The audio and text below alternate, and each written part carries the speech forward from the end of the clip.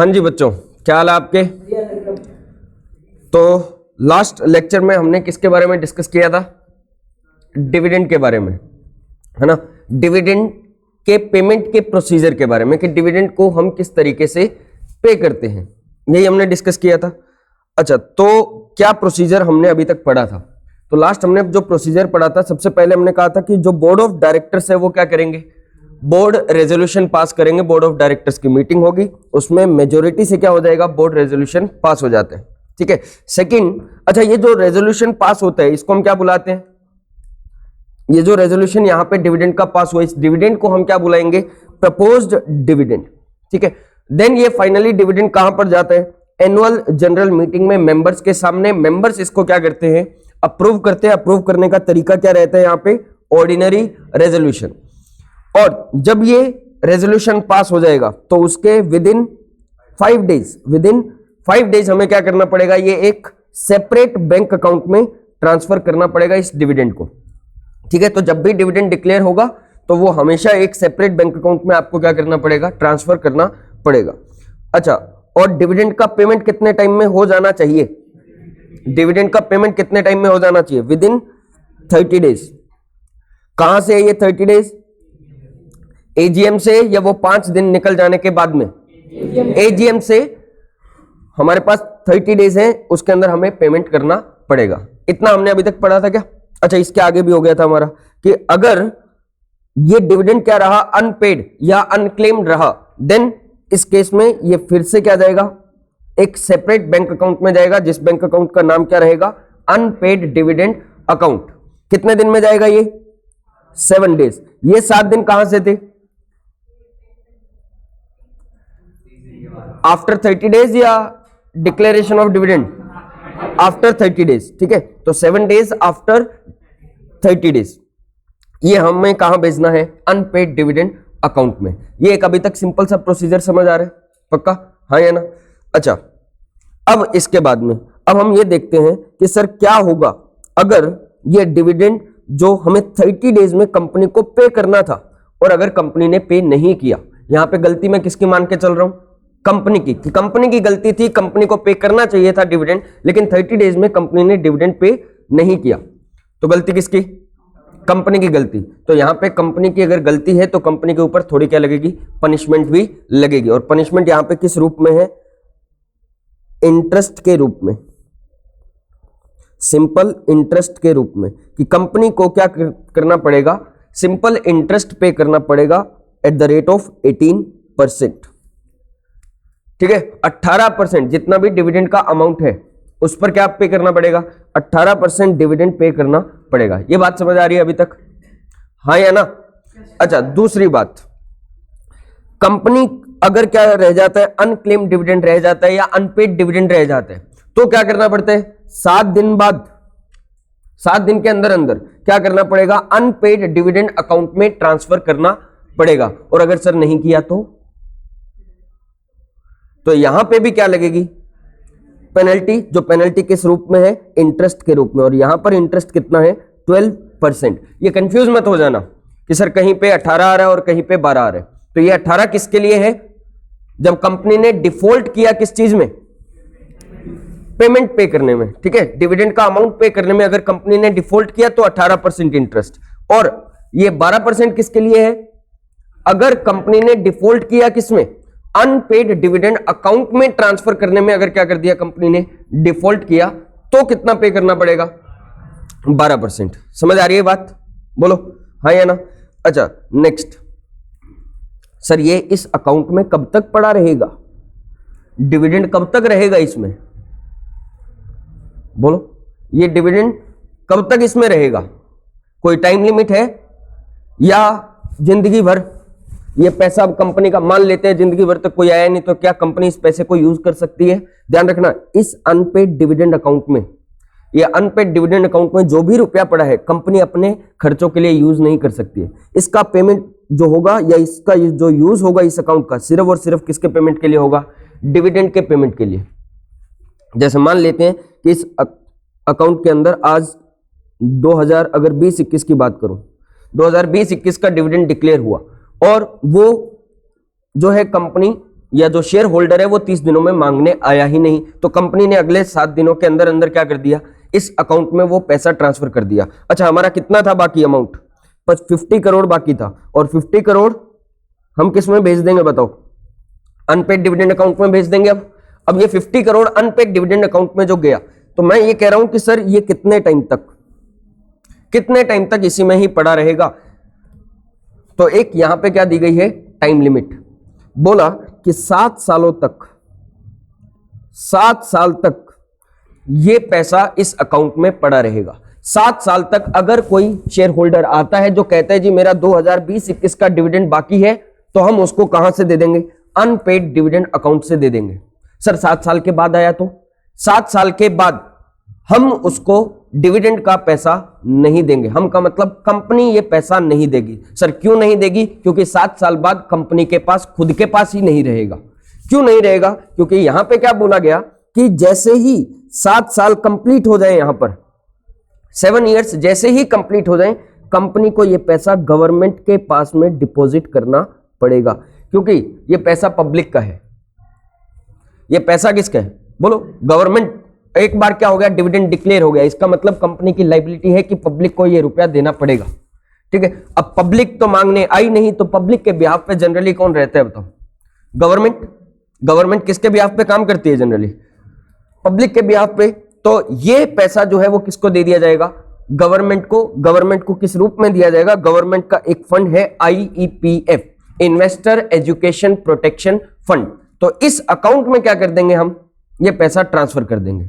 बोलो कोई दिक्कत इसमें, अरे बोलो कोई प्रॉब्लम नहीं है। तो प्रोसीजर बताना, सबसे पहले क्या प्रोसीजर रहेगा, सबसे पहले बोर्ड ऑफ डायरेक्टर्स क्या करते हैं, मीटिंग करते हैं, डिविडेंड प्रपोज करते हैं। देन किस में जाएगा, शेयर होल्डर्स के पास, AGM में। AGM में ऑर्डिनल रेजोल्यूशन पास करके डिविडेंड क्या कर दिया जाएगा, डिक्लेयर कर दिया जाएगा। जैसे ही डिविडेंड डिक्लेयर हो जाएगा, उसके विदिन 5 डेज क्या कर दिया जाएगा, एक सेपरेट बैंक अकाउंट में ये सारा का सारा अमाउंट जो है वो ट्रांसफर कर दिया जाएगा। ठीक है, जितना भी डिविडेंड का होगा। और वो सेपरेट बैंक अकाउंट सिर्फ किसके लिए यूज होगा, सिर्फ और सिर्फ डिविडेंड के पेमेंट के लिए ही यूज होगा। अच्छा, डिविडेंड कितने दिनों में फिर पे कर देना है, विदिन 30 डेज हमें क्या करना पड़ेगा, डिविडेंड पे करना पड़ेगा। और नहीं पे कर पाए तो फिर 18% सिंपल इंटरेस्ट जो है वो हमें पे करना पड़ेगा। सर कहां से पे करना है, आपका डाउट होना चाहिए था। ये 18% जो रेट लगेगी वो कहां से लगेगी, ठीक है, ये क्वेश्चन होना चाहिए। हम अभी उस पर चर्चा करते हैं, लेकिन आगे का प्रोसीजर अब बताओ। 18% इंटरेस्ट पे कर देंगे अगर कंपनी का डिफॉल्ट रहता है तो। 30 डेज के बाद में अगर कोई डिविडेंड अनपेड या अनक्लेम्ड रहता है, अनपेड का मतलब होता है कंपनी की गलती रह गई, कंपनी ने पे नहीं किया। अनक्लेम्ड का मतलब कंपनी तो पे करना चाहती थी, कंपनी पे कर भी रही थी, लेकिन सामने वाला शेयर होल्डर जो था वो मांगने आया ही नहीं, उसने क्लेम किया ही नहीं, तो इसको हम क्या बुला देते हैं, unclaimed.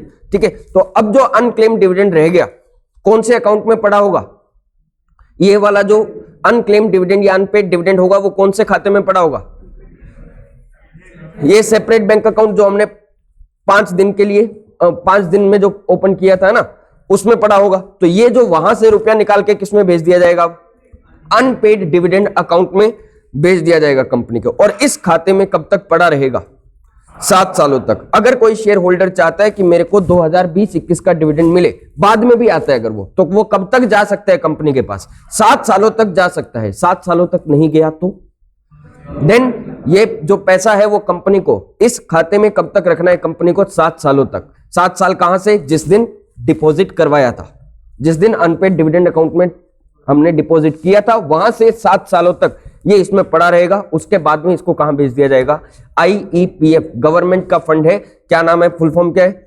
Investor education and protection fund.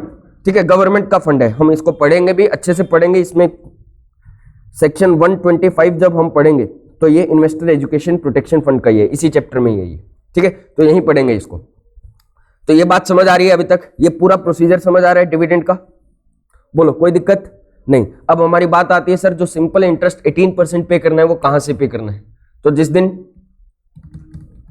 ये 18% हम कहां से लेके चलेंगे, 30 दिनों के अंदर हमें क्या करना होता था, डिविडेंड पे करना होता था। तो अब 2 मुद्दे हो सकते हैं कि या तो AGM की डेट से, जिस दिन डिविडेंड डिक्लेयर किया गया, और या फिर विद इन वो 30 डेज के बाद में, ठीक है, 31st डे से। तो वो कहां से होना चाहिए, खुद लॉजिक लगाओ, कहां से होना चाहिए, 31st डे। एक बात बताओ, कंपनी की लाइबिलिटी कब की है, किस दिन से पे करना है, किस दिन लाइबिलिटी अराइज हो गई है कंपनी की, एजीएम से। तो डिविडेंड भी कहां से जाना, ये जो इंटरेस्ट होना चाहिए वो भी कहां से जाना चाहिए, एजीएम से जाना चाहिए। पक्का भाई, कंपनी की देखो, जिस दिन डिविडेंड डिक्लेयर हो गया उसका मतलब उस दिन उसकी लाइबिलिटी अराइज हो गई है। तो जिस दिन लाइबिलिटी अराइज हुई उसके वहीं से ही हम क्या लेके चलेंगे। हाँ, 30 दिन का टाइम हम आपको दे रहे हैं, उस 30 दिनों में पे कर दो, हम आपको क्या कर देंगे, माफ कर देंगे। लेकिन अगर आप क्या नहीं करोगे, 30 दिन में भी पे नहीं करोगे, तो ये मत सोचो कि वो 30 दिन का इंटरेस्ट बच जाएगा आपका, वो 30 दिन का इंटरेस्ट भी आपके ऊपर अप्लाई तो होगा, क्योंकि जिस दिन कंपनी की लाइबिलिटी अराइज होगी उसी दिन से क्या किया जाएगा, आपको डिविडेंड पे करना है, ये आपकी लाइबिलिटी है। पक्का, हाँ या ना। तो 18% कहां से लगेगा, एजीएम, मतलब जिस दिन भी एजीएम के नेक्स्ट डे से। बोलो ये क्लियर है, हाँ या ना। तो ये हमारा क्या हो गया, डिविडेंड के पेमेंट का प्रोसीजर। फटाफट से इसी चीज को हम सेक्शन में भी देख लेते हैं कि सेक्शन में कहां लिखी हुई है। अच्छा, एक बात इसमें और रह गई, सॉरी एक बात और रह गई। हम क्या करते हैं, अनपेड डिविडेंड अकाउंट में ट्रांसफर करते हैं कितने दिनों में, मतलब मैक्सिमम 7 डेज में हमें क्या करना है, हमें वो अमाउंट ट्रांसफर करना है अनपेड डिविडेंड अकाउंट का। जिस दिन आपने क्या कर दिया, अनपेड डिविडेंड अकाउंट में ये अमाउंट ट्रांसफर कर दिया, जो भी अनपेड था डिविडेंड का, उसके विदिन 90 डेज, कितने दिन में, विदिन 90 डेज आपको क्या इशू करना पड़ेगा, एक स्टेटमेंट, जो आपको हर कंपनी को अपनी वेबसाइट पर लगाना पड़ेगा। ये स्टेटमेंट में क्या लिखा जाएगा, इस स्टेटमेंट में डिटेल होगी किस चीज की, जिन लोगों को अभी तक कंपनी ने डिविडेंड पे नहीं किया है या जिन लोगों ने अभी तक डिविडेंड क्लेम नहीं किया है। भाई ये 50 करोड़ किसी एक शेयर होल्डर का होगा या बहुत सारे शेयर होल्डर का है, ये तो बहुत सारे शेयर होल्डर का है, तो उन सभी शेयर होल्डर्स का यहां पे नाम लिखा जाएगा। कंपनी की ड्यूटी है ये कि एक स्टेटमेंट जारी करो और सभी शेयर होल्डर्स का क्या लिखो, नाम लिखो, जिनको अभी तक डिविडेंड आपने पे नहीं किया है या जिन्होंने अभी तक क्लेम नहीं किया है। लिखना पड़ेगा, नाम लिखो, उसका एड्रेस लिखो, उसका जो भी शेयर सर्टिफिकेट नंबर है या जो फोलियो नंबर है वो भी लिखो, उसके बाद कितने शेयर्स है वो भी लिखो, और कितना अमाउंट उसका बकाया है वो भी लिखना पड़ेगा। ठीक है, तो ये पूरी एक डिटेल देनी है, एक स्टेटमेंट जारी करना पड़ेगा कंपनी को अपनी वेबसाइट, और एक गवर्नमेंट की अगर कोई स्पेसिफाइड वेबसाइट है तो उसमें भी आपको ये बातें लिखनी पड़ेंगी। क्लियर है इतना। और ये स्टेटमेंट कितने दिन में इशू हो जाना चाहिए, 90 दिन। कहां से, जिस दिन अमाउंट आपने डिपॉजिट करवाया। ठीक है, हाँ या ना। तो अभी जो हमने पढ़ा ये सेक्शन 123 और 124 का मिक्सअप था, ये पूरा प्रोसीजर जो है वो 123 और 124 का मिक्सअप है। चलो आ जाओ, अब हम इसी को ही रीड करेंगे, 123 और 124 को।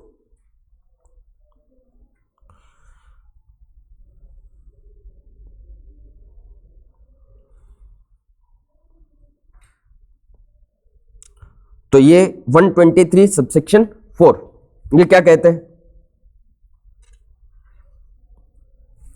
Depositing of amount of dividend. आपको क्या करना पड़ता है, सबसे पहले डिविडेंड डिक्लेयर करने के बाद में बैंक अकाउंट में डिपॉजिट करवाना पड़ेगा। कितने दिन में, 7 दिनों में, 5 दिनों में। तो within 5 days from the date of declaration of dividend. तो ये तो हो गया पहला हमारा प्रोसीजर कि डिविडेंड डिक्लेयर करने के बाद में उसको कहां भेजो, सेपरेट बैंक अकाउंट में उसको भेजना पड़ेगा। ठीक है, नेक्स्ट आ जाओ 124। ऑलमोस्ट हमने जो सेक्शन पढ़ा वो किसका पढ़ा, 124 का। अगर अच्छा, पे कितने दिनों में करना होता है डिविडेंड, 30 डेज में पे करना है, और 30 डेज में पे ना कर पाए तो 7 दिनों में आपको यूडीए में ट्रांसफर करना है, अनपेड डिविडेंड अकाउंट में। तो where a dividend has been declared by a company but has not been paid और claimed within 30 days from the date of declaration, किसी ने क्लेम नहीं किया है या कंपनी ने पे नहीं किया है, the company shall within 7 days, कितने दिनों में, 7 दिनों में। कहां पे भेजेंगे, एक स्पेशल अकाउंट में जिसका क्या नाम रहेगा, अनपेड डिविडेंड अकाउंट। किसी भी शेड्यूल बैंक में कंपनी ओपन कर सकती है। उसके बाद में आपको विद इन 90 डेज क्या करना पड़ेगा, एक स्टेटमेंट इशू करना पड़ेगा। तो within 90 days of transferring any amount to unpaid dividend account, the company shall prepare a statement जिसमें नाम, address, amount and place such statement on कहां पे, वेबसाइट पे, और अगर कोई गवर्नमेंट की अप्रूव्ड वेबसाइट है तो उस पे भी। तो कंपनी अपनी वेबसाइट पे तो लिखती है, और साथ में जो कोई गवर्नमेंट अप्रूव्ड वेबसाइट है तो उस पे भी लिखा जाएगा। अच्छा, इंटरेस्ट, बिल्कुल, इंटरेस्ट कितना रहेगा? ये इंटरेस्ट किसके लिए होगा? जो आपने अनपेड डिविडेंड अकाउंट में ट्रांसफर नहीं किया। कितना था? 12% है क्या कहीं? हाँ जी। तो 12% हमें क्या करना पड़ेगा? इंटरेस्ट भी पे करना पड़ेगा। नेक्स्ट आओ, कोई आदमी अगर क्या हो जाए, अच्छा कितने टाइम तक क्लेम कर सकते हो? 7 सालों तक क्लेम किया जा सकते हैं। Any person claiming to be entitled to any money transfer to UDA may apply to company. Company के पास जाओ, कंपनी से पैसा मांग लो, लेकिन मैक्सिमम कितने टाइम तक? 7 सालों तक। और 7 सालों तक भी अगर नहीं पहुंचे देन कंपनी को क्या करना पड़ेगा? यह अमाउंट आईईपीएफ में ट्रांसफर करना पड़ेगा। Any money transfer to UDA which remains unpaid या अनक्लेम्ड, कितने टाइम तक? 7 सालों तक from the date of such transfer, जिस दिन भी उस अकाउंट में ट्रांसफर हुए थे। अलोंग विद इंटरेस्ट, जो भी अगर इंटरेस्ट वगैरह बनता है तो वो सब कहां भेज दिया जाएगा? आईईपीएफ में। बोलो, कोई भी दिक्कत नहीं? तो अब सिंपल सा एक एग्जांपल अभी बताना। कंपनी ने डिविडेंड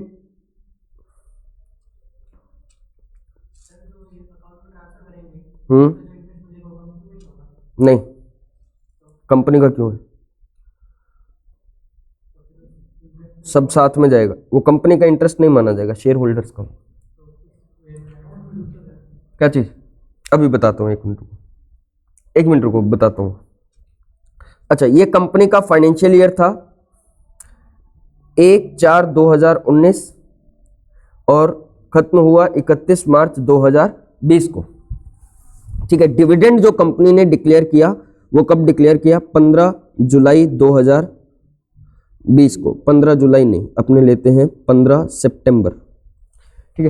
तो 15 सितंबर 2020 को कंपनी ने डिविडेंड डिक्लेयर किया। मेरे को बताना, ये जो डिविडेंड यहां पर डिक्लेयर किया गया है वो कौन से प्रॉफिट्स में से डिक्लेयर किया गया होगा? ये एजीएम हुई थी, ध्यान रखना। यहां पर कंपनी की एनुअल जनरल मीटिंग हुई। ये कौन से फाइनेंशियल ईयर के लिए डिक्लेयर किया गया होगा? इस साल के लिए, 19-20 के लिए, हाँ या ना? तो है तो 19-20 का, लेकिन डिक्लेयर कहां पे हुआ है डिविडेंड? 20-21 में। है तो 19-20 का डिविडेंड, लेकिन डिक्लेयर कहां हुआ है? 20-21 में पे होगा या डिक्लेयर होगा। अच्छा, पेमेंट कब तक हो जाना चाहिए बताओ? With in 30 days. 30 डेज कहां से? एजीएम से। तो काउंट करो कितने दिन होंगे? 15 अक्टूबर। पक्का यही है? क्या आपने 15 सितंबर को उस 30 डेज में काउंट किया या नहीं किया? क्यों नहीं किया?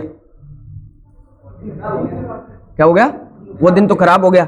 सुनो, ऐसा कोई नहीं है, हम हमारी इच्छा से नहीं कर रहे हैं। ये भी आपको मैंने बताया था, एक हमारा क्या है? GC act, general clauses act. ये उसी की वजह से हम क्या करते हैं, हमेशा फर्स्ट डे को एक्सक्लूड करते हैं। अगर ये कहते हैं कि कोई भी टाइम लिमिट है और जिसमें कहां से स्टार्ट हो रहा है? फ्रॉम से स्टार्ट हो रहा है, देन जो फर्स्ट डे है, जैसे अभी एजीएम, हम क्या कहते हैं? With in 30 days from AGM. तो वो एजीएम वाला जो डे है वो हमें काउंट नहीं करना है। ये किसकी कहानी है? जीसी एक्ट की कहानी है। ठीक है, जनरल बात है ना। इस एक्ट में तो सारी बातें जो मिलेंगी वो क्या मिलेंगे? जनरल बातें। और हमारा जीसी एक्ट लगभग ऐसे खत्म भी हो जाएगा। हाँ, ऐसे चलता चलता हमारा खत्म भी होगा, क्योंकि हर जगह पे जीसी एक्ट की कहीं ना कहीं बातें हमारी आती रहेंगी। चलो, तो 15 सितंबर, तो लास्ट जो पे हो जाना चाहिए वो कब तक हो जाना चाहिए? 15 अक्टूबर तक पे हो जाना चाहिए। ठीक है। पे नहीं हुआ तो आपको कहां ट्रांसफर करना पड़ेगा? यूडीएम में ट्रांसफर करना पड़ेगा। कितने दिन में? 7 दिनों में। हम मान के चलते हैं कि हम आलसी लोग हैं तो 7वें दिन ही जमा करवाएंगे। ठीक है। 22/10 तक हो जाना चाहिए। फिर बोलो, 22/10 तक हो जाना चाहिए। अब इस खाते में ये यूडीए में हमने ट्रांसफर कर दिया। यूडीए में कब तक पड़ा रहेगा? 7 सालों तक पड़ा रहेगा। ये कौन से साल का डिविडेंड है? ये डिविडेंड कब का है? 19-20 या 20-21? डिविडेंड तो है 19-20 का, लेकिन डिक्लेयर कहाँ हो रहा है? 20-21 में डिविडेंड डिक्लेयर हो रहा है। इस खाते में बताओ अब कितने टाइम तक ये पड़ा रहेगा? कब तक बोलो? 22/10/2000 बोलो। एक साल कहां कंप्लीट होगा? 21। तो ऐसे 7 कहां होंगे? 27 तक। पक्का? क्या एक दिन ऊपर नहीं चले गए हम?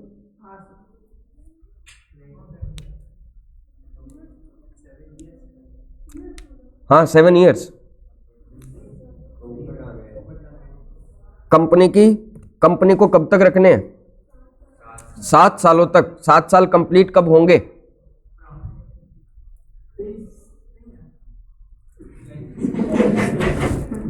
23 में ही कंप्लीट हो जाएंगे।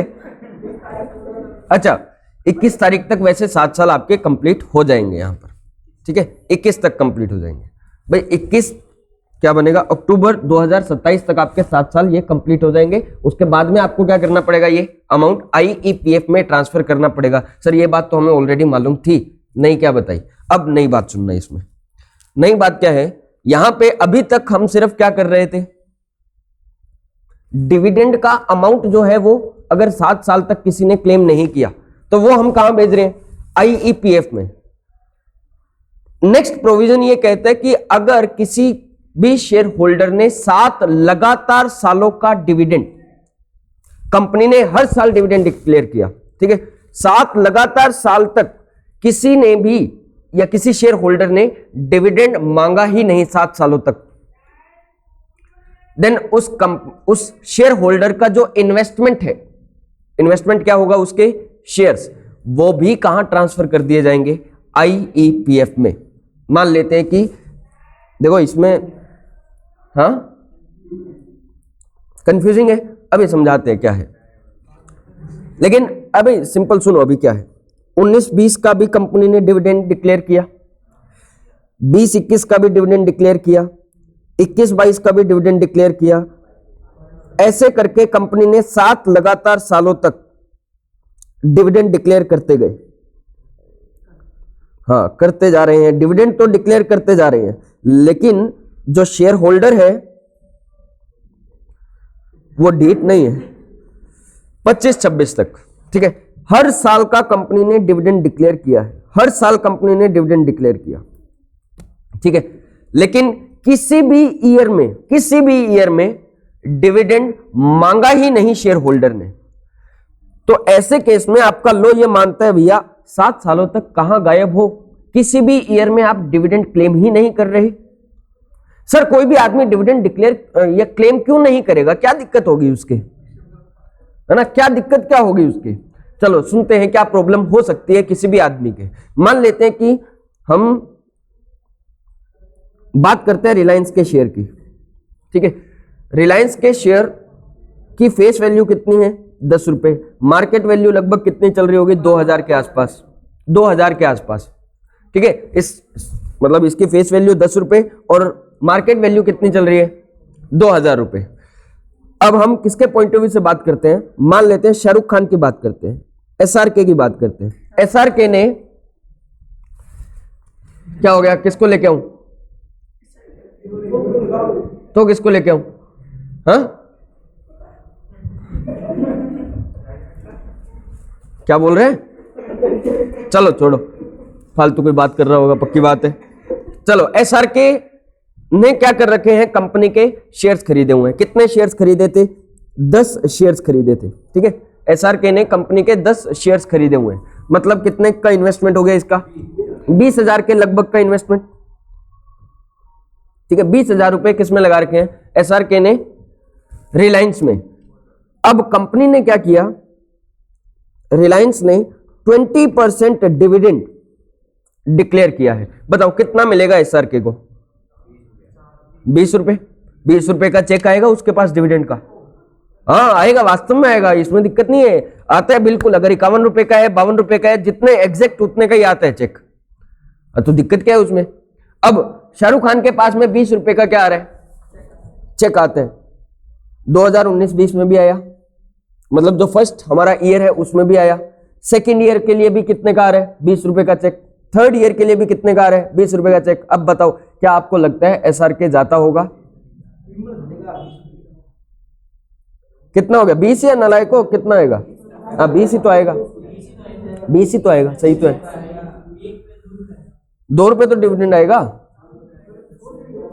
एक शेयर पे 2 रुपए मिल रहा है डिविडेंड, 10 शेयर खरीदे हुए हैं, तो अब 20 रुपए का डिविडेंड है। क्या वो लगता है आपको शाहरुख खान बैंक में जाता होगा चेक जमा करवाने के लिए? बोलो लगता है क्या? अरे शाहरुख खान छोड़ो, इवन ये हमारे पास भी हो ना 20 रुपए का अगर चेक आ रहा है तो हम भी ना जाए? बोलो हम तो ऐसे सजा के रखेंगे, देखो कंपनी की तरफ से चेक आया है ना, 20-20 रुपए के चेक आ रहे हैं, क्या क्लेम करेंगे हम? करना पड़ेगा। नॉर्मली लोग नहीं करते थे पहले, यहां पे बोला कि आप करो, नहीं तो मान लेंगे भैया भाई हम, अगर आप क्या कर रहे हो किसी भी ईयर का डिविडेंड क्लेम कर ही नहीं रहे, 7 सालों तक डिविडेंड क्लेम ही नहीं कर रहे, आप किसी भी साल का नहीं कर रहे, तो हम मान लेते हैं भैया आप ऊपर जा चुके हो, अब कोई हो ही नहीं यहाँ पे भाई इन हम, क्योंकि यहाँ पे इसलिए माना जा रहा है कि इन शेयर्स का कोई ओनर ही नहीं है। अदरवाइज कोई ओनर हो तो वो कोई ना कोई अमाउंट तो क्या करते हैं भाई, कभी ना कभी तो क्लेम करेगा। 7 सालों तक वो आदमी कोई क्लेम ही नहीं कर रहा कहीं पर, तो ये मान के चलते हैं कि इसका अब कोई ओनर नहीं बचा है, तो इसलिए ये शेयर्स भी किसके पास भेज दिए? गवर्नमेंट के पास। ये शेयर्स का ओनर भी किसको बोल दिया? गवर्नमेंट को। हाँ सर, अगर उसने कहीं बीच में मान लेते हैं कि 2021-22 में उसने शेयर्स का अमाउंट क्लेम कर लिया था, ये डिविडेंड का अमाउंट जो है वो क्लेम कर लिया था, तो क्या 7 कॉन्जिक्यूटिव ईयर्स हुए? नहीं हुए। देन हम मान के चलेंगे अभी ओनर जिंदा है, हाँ अभी मरा नहीं है। अगर किसी भी 1 साल का डिविडेंड क्लेम कर लिया तो शेयर्स नहीं जाएंगे। शेयर्स ये आपका इन्वेस्टमेंट कब जाएगा? जब 7 लगातार सालों का डिविडेंड आप क्या नहीं कर रहे? क्लेम नहीं कर रहे। पक्का? तो आपके शेयर्स जो है वो किसके पास चले जाएंगे? IEPF के पास। पक्का? बोलो। नहीं वो नहीं होगा। हम ये मान के चल रहे हैं कंपनी ने हर साल डिविडेंड डिक्लेयर किया और हर साल शेयर होल्डर ने डिविडेंड क्लेम ही नहीं किया। कंपनी ने डिक्लेयर किया लेकिन शेयर होल्डर क्लेम नहीं कर रहे 7 लगातार सालों तक। देन हम मान लेते हैं कि ये क्या हो चुका है? ऊपर जा चुका है, इसका अभी कोई ओनर नहीं है, और इन शेयर्स को कहां भेज देंगे हम? IEPF के पास। सर अब आपको मैं कहानी बताता हूं, इसमें क्या हुआ? आखिरी साल आके अभी उसकी बात करते हैं। अब मैं आपको एक कहानी बताता हूं। एक ऐसा ही इंसिडेंट हुआ था, हालांकि उस टाइम तक ये प्रोविजन नहीं था, ठीक है, ये प्रोविजन अभी आया रिसेंटली, ठीक है, वो बेचारा बच गया। वास्तव में एक इंसान, एक आदमी था, वो उसने बहुत पुराने टाइम पर, ठीक है, बहुत पुराने टाइम पे MRF के शेयर्स खरीदे थे 200 रुपए के, ठीक है, 200 रुपए के शेयर्स खरीदे थे इसने। और हुआ क्या, इसका बेटा इसकी अच्छी सेवा करता था। हुआ बाद में ये, इसका बेटा तो मर गया, इसका पोता वो भी इसकी क्या कर रहा है? अच्छी सेवा कर रहा है। और ये जो इंसान था ये कोमा में जा चुका है। ये वास्तव में, ये रियलिटी का है एग्जांपल। ये जो अब दादाजी है, दादाजी तो है कोमा में, और पोता जो है वो क्या कर रहा है?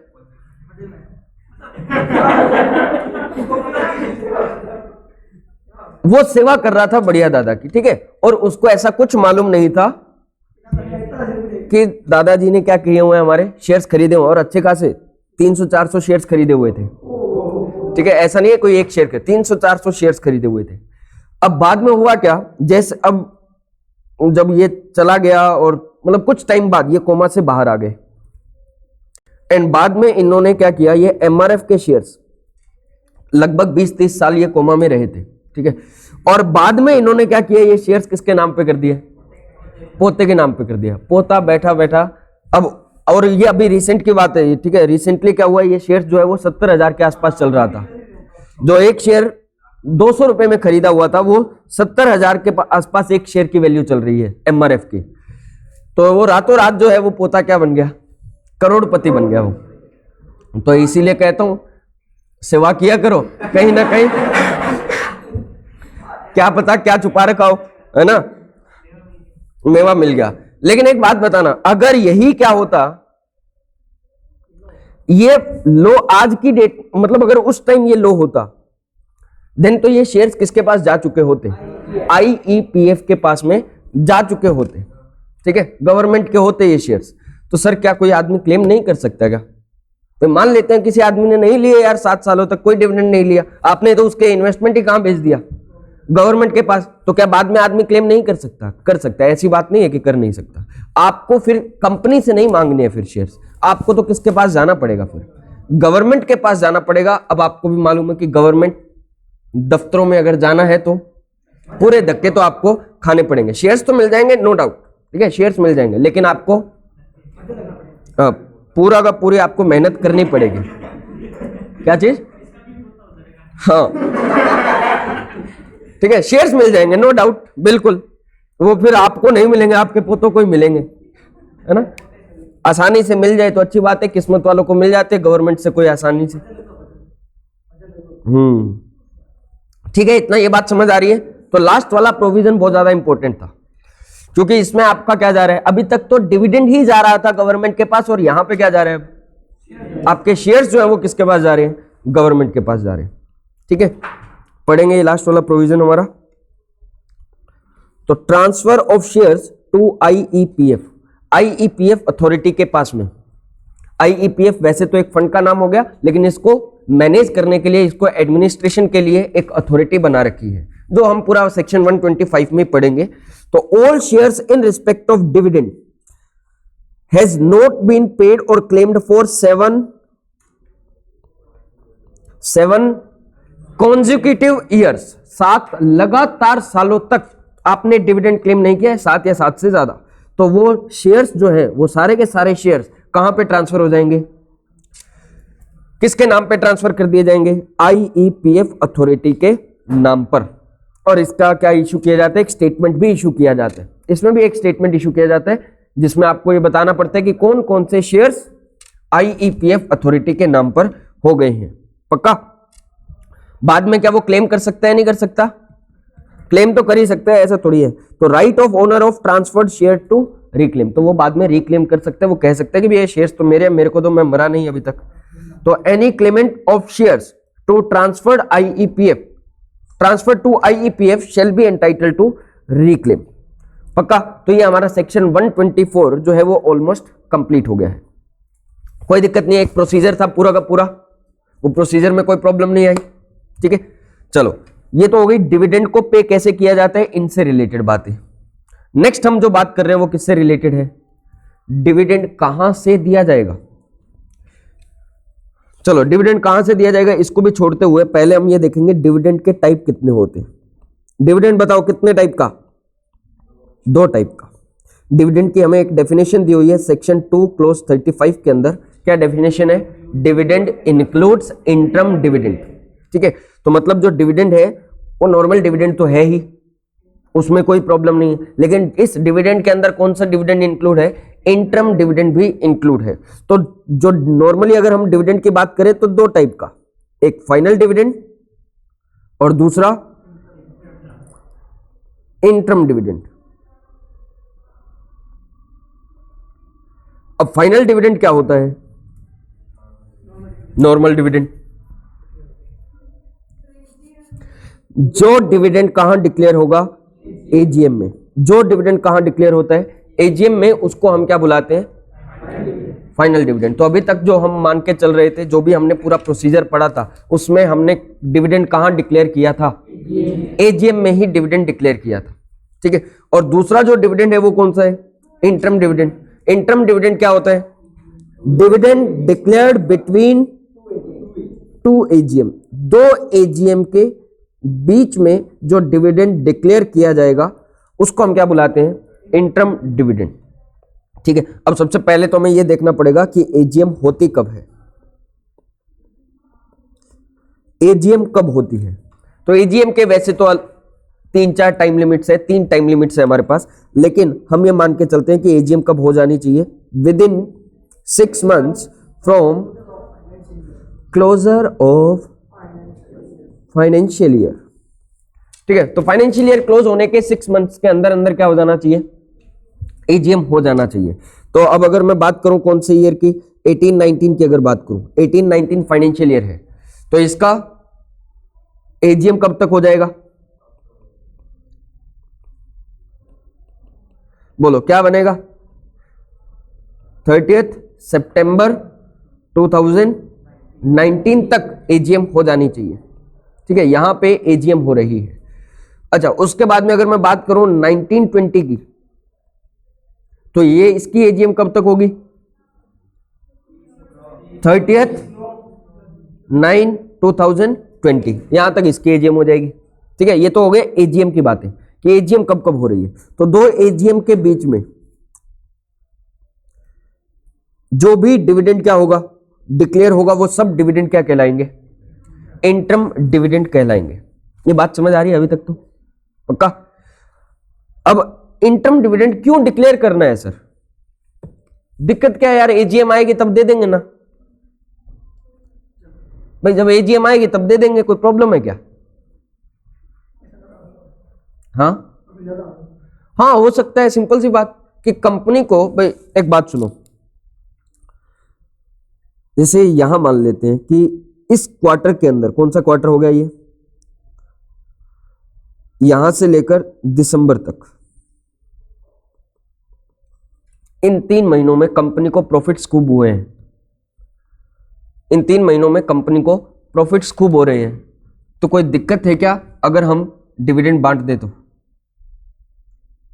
कंपनी को क्या लग रहा है, या इसमें छोड़ो, ये नया साल यहां से स्टार्ट हुआ था, 31 मार्च 2020 खत्म हुआ यहां पर, इस क्वार्टर के अंदर, ये जो फर्स्ट क्वार्टर है कौन से फाइनेंशियल ईयर, 20-21 का फाइनेंशियल ईयर, उसका जो फर्स्ट क्वार्टर है उसमें कंपनी को क्या हो रहे हैं, खूब प्रॉफिट हो रहे हैं। तो कंपनी अगर चाहती है कि यार अभी अच्छे प्रॉफिट्स हैं हमारे पास, कोई प्रॉब्लम नहीं है अगर हम क्या करते हैं शेयर होल्डर्स को दे दें, तो कोई दिक्कत थोड़ी ना है, इससे हमारी मार्केट वैल्यू भी बनी रहेगी कि यार ये कंपनी रिटर्न खूब देती है, हर 3 महीनों में, हर 6 महीनों में ये क्या कर रही है, डिविडेंड डिक्लेयर कर रही है, तो कोई प्रॉब्लम थोड़ी ना है। अगर कंपनी क्या कर दे, बीच में साल के डिविडेंड डिक्लेयर कर रही है तो कर सकती है, उसमें कोई प्रॉब्लम नहीं होगी। लेकिन ये डिविडेंड, ये कौन सा डिविडेंड जो बीच में डिक्लेयर किया जा रहा है, इंटरम डिविडेंड, इस डिविडेंड को डिक्लेयर कौन करता है, बोर्ड ऑफ डायरेक्टर्स। तो यहां पे हम शेयर होल्डर को नहीं बुलाते हैं, शेयर होल्डर्स की मीटिंग नहीं करवाते हैं। ठीक है, तो सबसे पहले जो यहां पे डिक्लेयर कर दिया जाता है वो किसके द्वारा किया जाता है, बोर्ड मीटिंग के अंदर ही ये डिसीजन ले लिया जाता है कि डिविडेंड डिक्लेयर किया जाएगा। हालांकि इस डिविडेंड को बाद में रेटिफाई करवा लिया जाता है, कंफर्म करवा लिया जाता है एजीएम के अंदर, जो भी आने वाली एजीएम होगी वहां पे हम इस डिविडेंड को क्या करवाएंगे, रेटिफाई करवाएंगे, कंफर्म करवाएंगे। नॉर्मली इसको डिक्लेयर कौन कर देगा, बोर्ड डिक्लेयर कर सकता है, लेकिन बाद में इसको रेटिफाई कहां से करवाया जाएगा, एजीएम से। सर क्या एजीएम में अगर शेयर होल्डर चाहे तो क्या इस डिविडेंड को रिवोक कर सकते हैं, मना कर सकते हैं, बिल्कुल राइट है उनके पास, लेकिन सर तब तक तो डिविडेंड ही बट गया, तो अगली बार के जो डिविडेंड हो जाएंगे वो क्या हो जाएंगे, कम हो जाएंगे। ठीक है, हाँ या ना, बोलो ये बात समझ आ रही है। अच्छा, एक नेक्स्ट क्वेश्चन और, हमने कल बात की थी कि बोर्ड मीटिंग के अंदर जो हमारा डिविडेंड डिक्लेयर हुआ था वो कितना हुआ था, जो प्रपोज हुआ था वो 200 करोड़ का हुआ था। क्या ऐसा हो सकता है कि शेयर होल्डर कहे कि यार हमें डिविडेंड 200 करोड़ नहीं 250 करोड़ चाहिए,